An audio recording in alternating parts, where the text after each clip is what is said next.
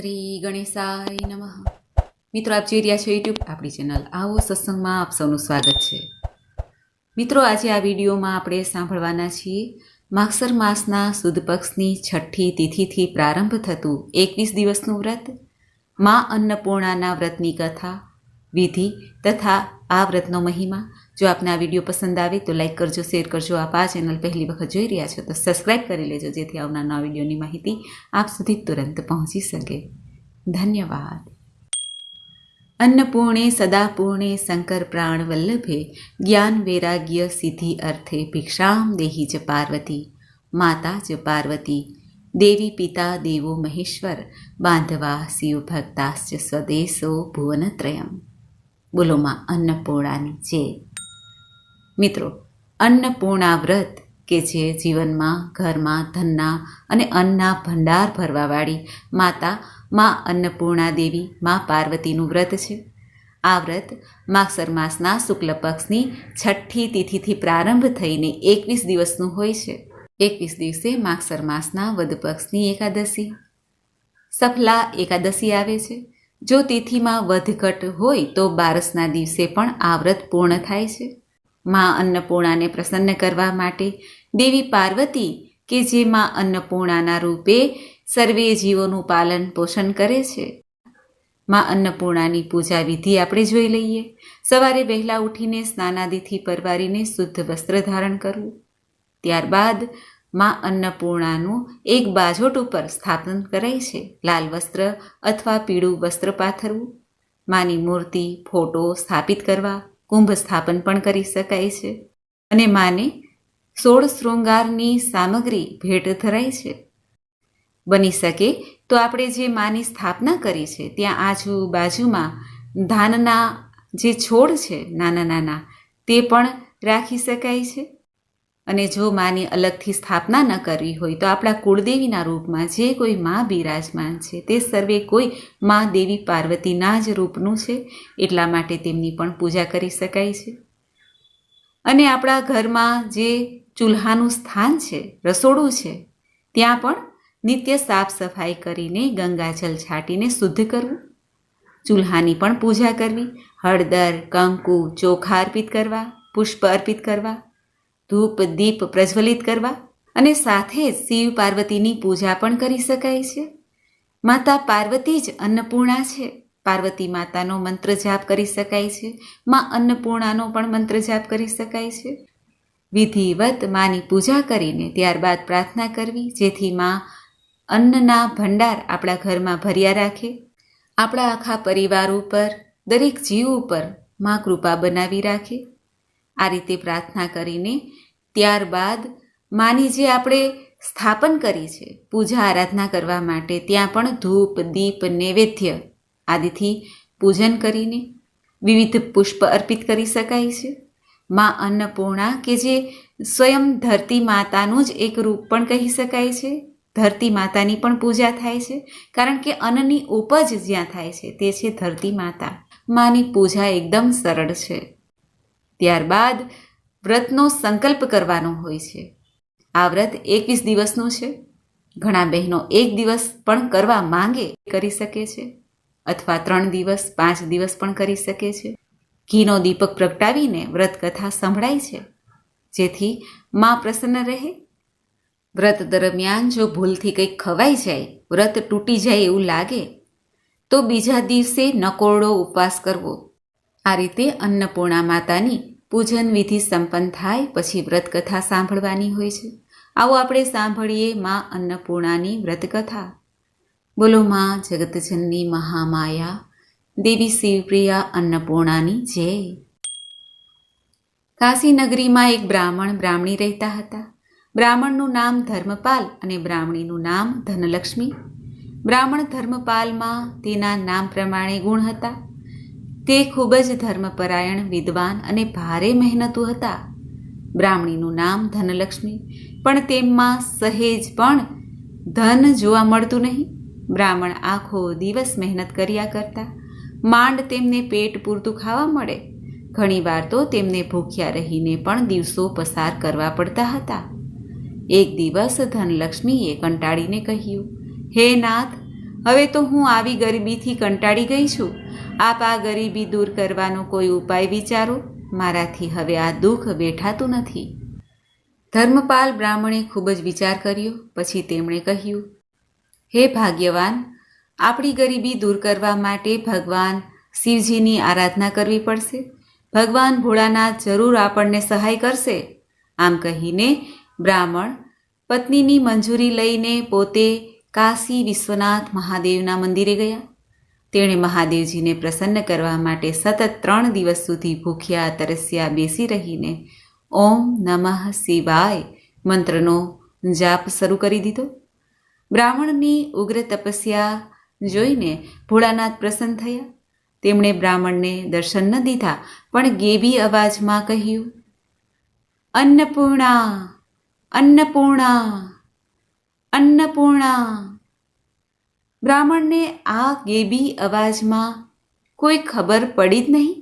તેણે ઘરે આવીને પોતાની પત્ની ધનલક્ષ્મીને આ બધી વાત કરી. ધનલક્ષ્મી પણ આ સંકેતનો અર્થ સમજી શક્યા નહીં. આથી બ્રાહ્મણે પોતાના આડોશી પાડોશીઓને આની વાત જણાવી. ત્યારે બધા લોકો તેની મસ્કરી કરીને હાંસી કાઢવા લાગ્યા. વળી એક તો કહે, અલ્યા ધર્મપાલ, તને 3 દિવસ સુધી ખાવાનું મળ્યું નહીં, એટલે તને અન્નપૂર્ણાના ભણકારા સંભળાયા હશે. ધર્મપાલ તો બધાની ઠઠ્ઠા મસ્કરી સાંભળીને નિરાશ થઈ ગયા. પણ તેની પત્ની ધર્મલક્ષ્મીએ તેને સાંત્વના આપતા કહ્યું, સ્વામી, ભલે લોકો ગમે તે કહે, પરંતુ ભોળાનાથ તમારી ઉપર પ્રસન્ન થયા છે, માટે આજે જ તમે ફરી મંદિરમાં જાઓ. ભગવાન શિવજીની ફરી તપસ્યા કરો. પત્નીની વાત સાંભળીને ધર્મપાલ ફરી મંદિરમાં ગયા અને ઉગ્ર તપસ્યા શરૂ કરી દીધી.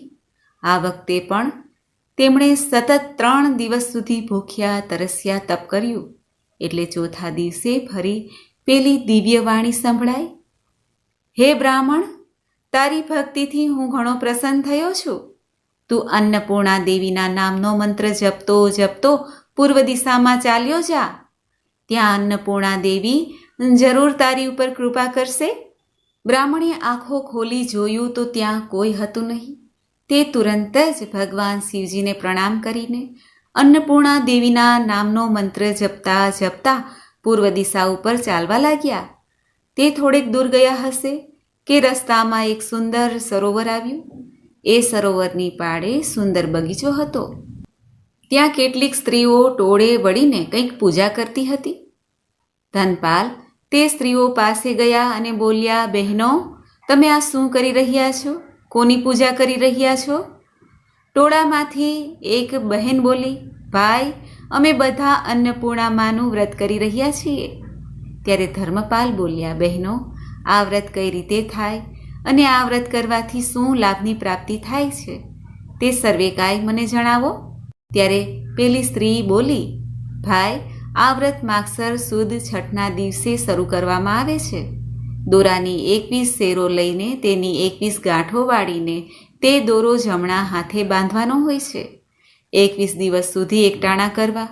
દરરોજ માતાજીના નામનો ઘીનો દીપક પ્રગટાવવાનો. કથા વાર્તા સાંભળવી.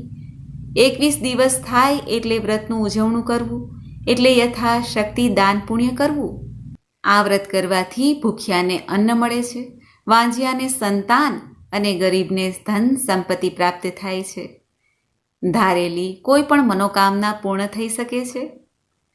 ભાઈ, તમારે આ વ્રત કરવું છે? આમ બોલીને તે સ્ત્રીએ ધનપાલને પૂછ્યું. ત્યારે ધનપાલે જવાબ આપ્યો, હા બહેન, મારે પણ આ વ્રત કરવું છે. તો પેલી સ્ત્રીએ કહ્યું, લો ભાઈ, આ રહ્યો દોરો, બાંધી લો હાથમાં અને વ્રત શરૂ કરી દો. ધનપાલે તો દોરો લઈને પોતાના જમણા હાથે બાંધી દીધો અને ભાવપૂર્વક માં અન્નપૂર્ણા માતાજીનું વ્રત આદર્યું. ધનપાલને તો વ્રત લેતાની સાથે જ જાણે કે ચમત્કારિક લાભ મળવા માંડ્યો. તે જેવા સરોવરના પગથિયે પાણી પીવા ગયા, ત્યાં તેને હીરા, માણેક, મોતી જોવા મળ્યા. ધનપાલ તો તેની ચમક જોઈને ડઘાઈ જ ગયા.